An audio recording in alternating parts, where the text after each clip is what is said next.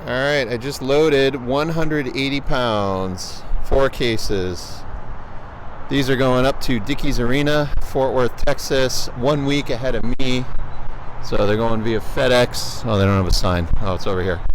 I'm working in Corpus Christi week 1. I'm going to shoot FX9, and the kit's going to be with another crew for week 1, and then I'll meet up with it for week 2. 0730, coming off of 5 days off, going back on the road for a few days, few nights. I got a 3-hour drive to location, and this has been 2 solid weeks that my hips and lower back have been inflamed, tight, and in pain. So I got my yoga mat, which I keep in the truck. I'm going to stretch out my hips and back right now, drive 90 minutes, stretch again, and then when I get to location, stretch a 3rd time. I want to be nice and loose because I'm doing handheld for probably 6 hours of my day in the evening tonight. Got a little bit of work on the tripod, but it's going to be mostly handheld. I spent last week's overtime on more accessories for the A camera, FX9. I despise big camera rigs with a bunch of accessories and clutter, but these were some things I needed to pick up to streamline my primary camera for shooting more of this ENG style and dock, rapid deployment. I need to have the camera just always built. I think I'm going to retire that soft doctor bag and just leave the camera kitted out, and it'll ride on my tool chest clip in.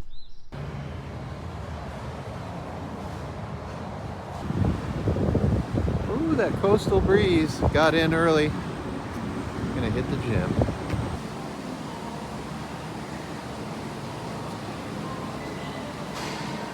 First time taking advantage of the black card. See how this does on my back after the workout. I feel really good right now, all loose.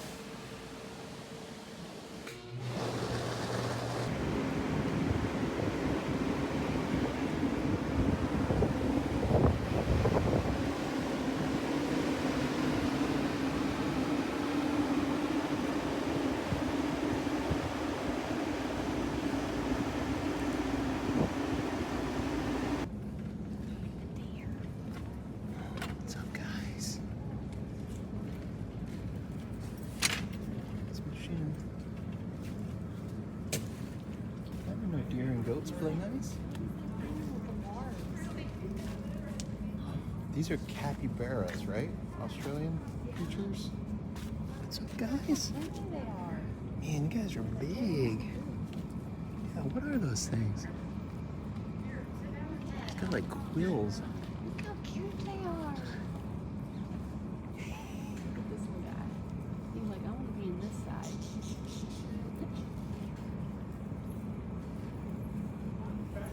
Is that a camel back there? Good hump.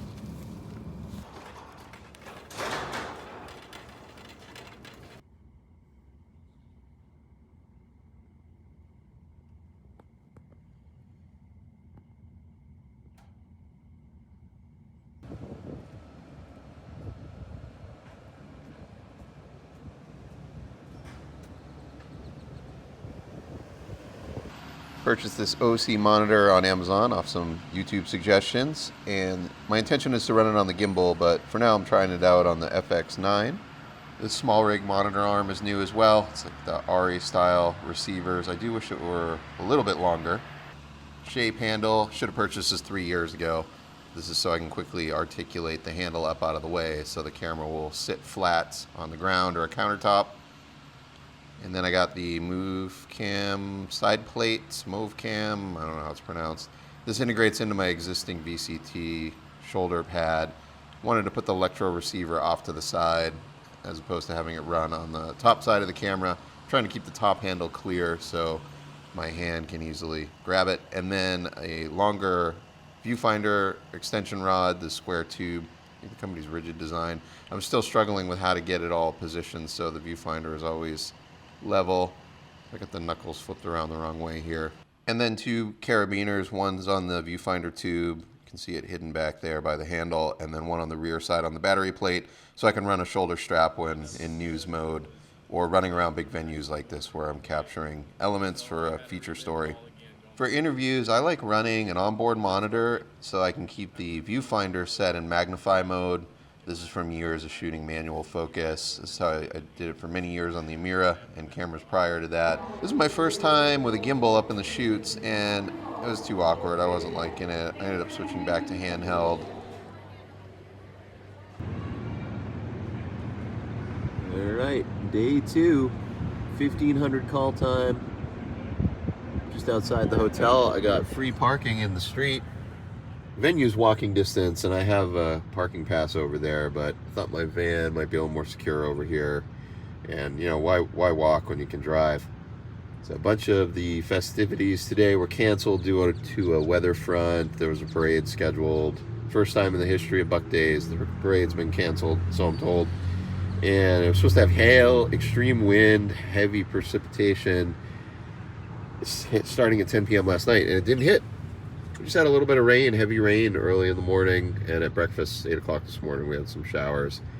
But pretty chill. We had an easy day yesterday. I don't know why I'm so tired and dragging. We only shot content for one feature story on one athlete, a bullfighter. So I had one interview, and then just had to get some ISO shots of him out backstage, and then out working with the bulls during that portion of the rodeo. Today we're covering, I believe, 4 different people. So I got to get 4 interviews before the show starts, and then ISO shots of each person when they're out there doing their thing, and maybe some locker room material before the show. Well, it's like a 10-minute walk to the van. I forgot my FX3 batteries. Left them hanging in the truck. So I'm going to get rid of yesterday's shirt, and I'm going to grab one sandbag so I can arm out a backlight for these interviews. Blackmagic Ursa broadcast. I think this is the G2. I'm thinking of maybe buying one of these for some of my news work. Really, I want it for the lensing, so I can get a 18 or 22 by zoom with a doubler, and then eventually, if I get enough traction and work shooting more news, I'll switch it out for a Sony E&G camera. I would love to get the 750, but man, $33,000 for the body. That's a whole lot of news bookings to justify that kind of spend. And then the fiber back, that's not something I would utilize. This camera is part of I believe the Ride Pass kit, which is portions of the events that stream on Ride Pass and Pluto TV, whereas the main event runs on CBS Sports, which is different cameras, and that's switched out at the truck that you saw it out in the loading dock. Capturing some interviews before the event. We're up on the riser where color and commentator sits. We just borrowed this area for a few minutes so we could get our interviews. I'm just running 2 newer panels, one for backlight, one for key. I got the key nice and low to get under the hats and fill eyes. And I do wish this was a little bit more contrasty, more fall off on the shadow side, but I just didn't have room to get the lights where I wanted them, especially with a 2-person at the same time interview. Everything's always a compromise in that scenario. Backstage, these travel kit for shading, replay, and switch. This is for the Ride Pass feed with Blackmagic cameras.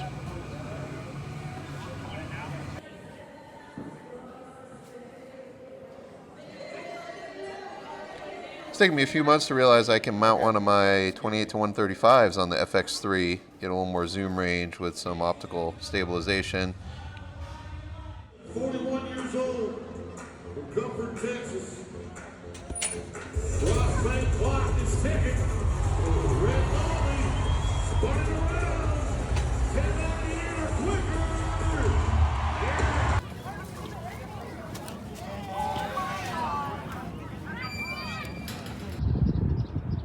Three-day break. Just loading my bags into the truck for a 6-day assignment. It's 2 travel days and 4 shoot days. Going up to Fort Worth, Texas. Actually, today's my shoot day 1. Just decided to travel same day because I have a 1,700 call time. It's about 9:30 currently. It's a little over 4 hours, probably 4 hours 30 minutes with 1 pit stop. New kit this week purchased. DJI smart controller with the HDMI out. This is the 1st gen smart controller. I have a case on order. It just has not come in. just yet, so I gotta find a safe place for this. I'm just running the Mini Air 2. I'm gonna run this until September when the remote ID requirement is in place. And oh yeah, last week I took my Part 107 exam and passed, got an 82. I only spent 2 days studying. I'm kind of mad at myself, I should have done better. It's the like acronym word salad questions I got wrong about like the CARE system and like macho versus improbability, like whatever. It's like vocabulary tests. Like, yeah, don't do stupid things, don't act irrationally. Got it. But anyway, I'm totally solid on the sectional charts, weather, METARs, ceilings, limits, visibility. Like, got all of that. I can fly just fine. I just suck at the acronyms and vocabulary. So at any rate, I was going to say I'm going to run that Air 2 until September when the remote ID requirement kicks in, and then I'll probably just upgrade to an Air 3, and I'm thinking I'll buy 2 of them so I have a spare. I'm buying this stuff for the news border coverage. They want me to start doing drone shots as well. I actually missed out on 2 weeks of work because I couldn't do drone live shots because I wasn't licensed and I didn't have this piece of kit. But it didn't matter. I was booked on the rodeo anyway, and it overlapped a little bit. So yeah, I had 3 different producers called me in those 2 weeks asking if I could go do drone shots. So anyway, it's done. Going forward, I will be capable. I took out my Geminis because my Amira package and 30-300 zoom are up in Fort Worth. They've been working up there for a week, and I'm going to bring all that home with me when this job wraps. Fort Worth, Texas, Airbnb, the production crew house for the week. Actually, they've been here for 2 weeks. This is week 2. I'm only working week 2. Feature packages, production crew. This place is cool. I like the exposed framing. This may be the only job this year where I get to walk in without equipment.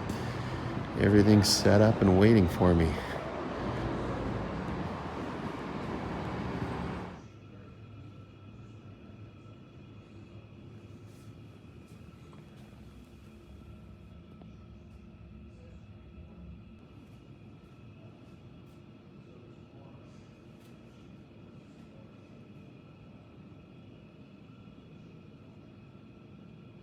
So for the finals, we have 2 cameras positioned shooting high speed for promos and features, future use, and it also runs in the arena the following morning to kick off the next event on the big video screens. And so for the next 4 days, I'm stationed right in the center of the arena in what they call the shark cage. I'm under that stage, that center position, and I'm next to the broadcast camera, and I always have a rig lens envy here. He's got huge reach with the box lens, and I'm always struggling to get tight enough, even on 300.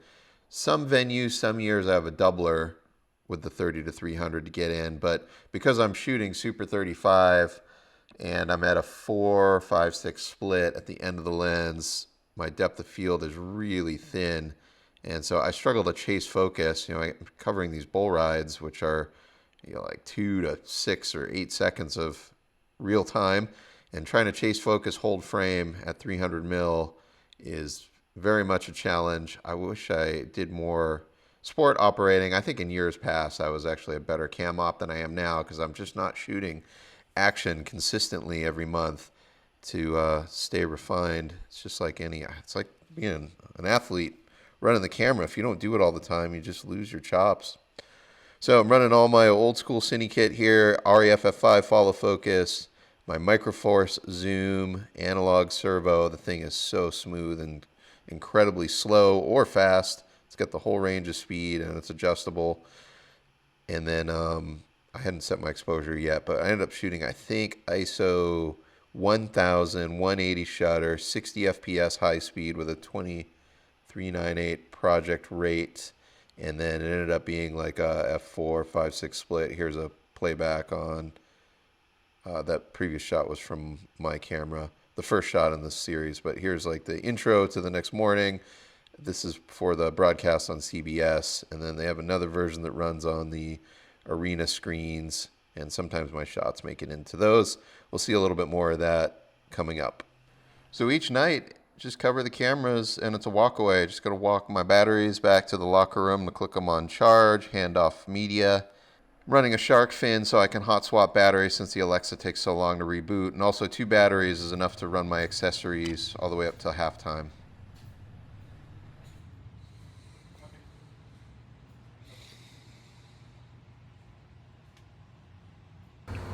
Field repairs, metric 3, M3.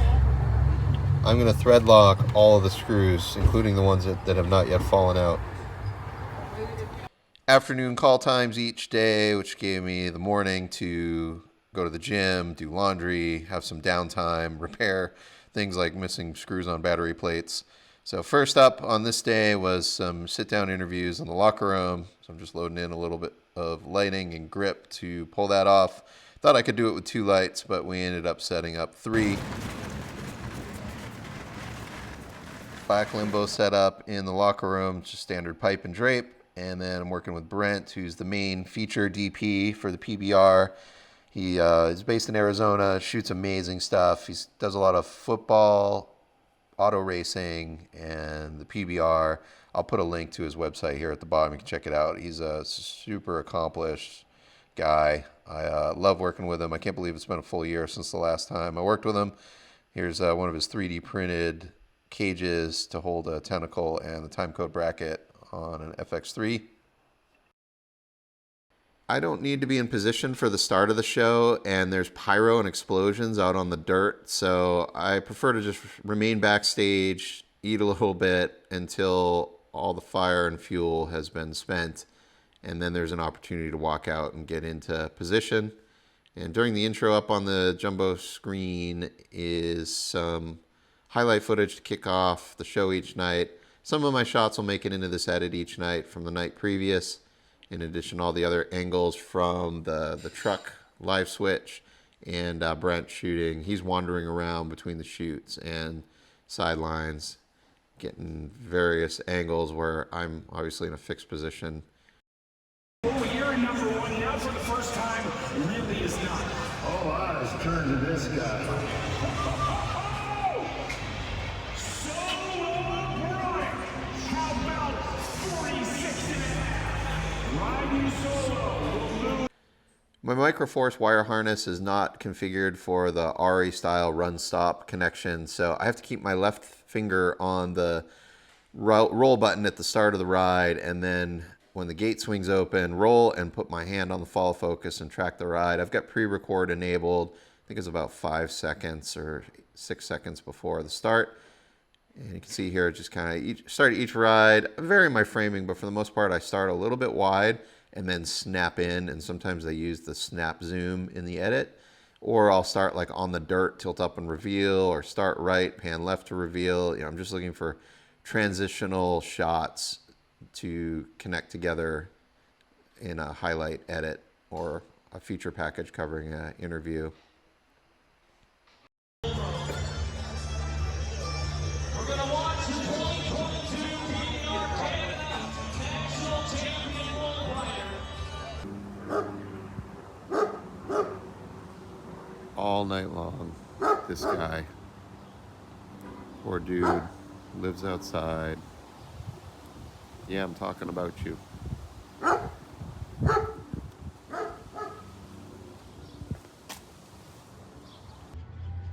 Call times varied between 1500 and 1730. Despite that, I was wide awake every morning by 7. So go to the gym, have a nice little breakfast and lunch, and then get my way out to the venue. So during the show this year, they had shoots on both sides of the arena. So we'd run out Series 6 bowls or more on one side and then have to roll our cameras to the other side. You can see that for the broadcast box camera, they built a wood riser. And I took measurements last year, and I had the full intention to build one for myself this year, because you can see my tripod dolly is just a little bit too wide for the aisle. It's kind of tedious going back and forth.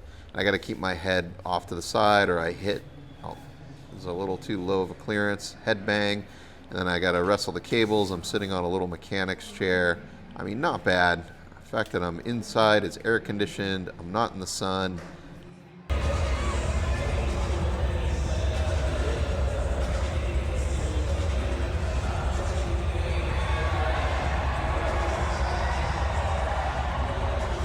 Last day of finals. I'm running the Amira and the Alexa. Brought the Amira into the cage, and my instructions were at the end of the show, I switch over to handheld, get out in the dirt, and get coverage of the winner up on stage.